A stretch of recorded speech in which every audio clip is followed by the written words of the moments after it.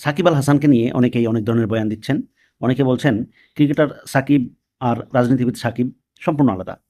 এইসব বলে বিষয়টাকে নরমালাইজ করার কোনো মানে হয় না। সাকিব ক্রিকেটার, সাকিব রাজনীতিবিদ একজনই। এই সাকিব কি করেছে সেটাই হচ্ছে আসল বিষয়। যখন জুলাই আগস্ট আন্দোলনে রাস্তায় লাশ পড়ছে, যখন জুলাই আগস্ট আন্দোলনে প্রতিপক্ষকে ঘায়েল করার জন্য হামলা, মামলা এবং গ্রেফতার চলছে, গণহারে গ্রেফতার চলছে, শিশুরা পর্যন্ত জীবন দিয়ে দিচ্ছে, শিশুদের জীবন চলে যাচ্ছে, শিশুরা নির্বিঘ্নে তার বাসার ছাদে খেলতে পারছে না, যখন আইনশৃঙ্খলা বাহিনী দিয়ে নির্বিচারে গুলি চালানো হচ্ছে, তখন সাকিব কোথায় ছিলেন?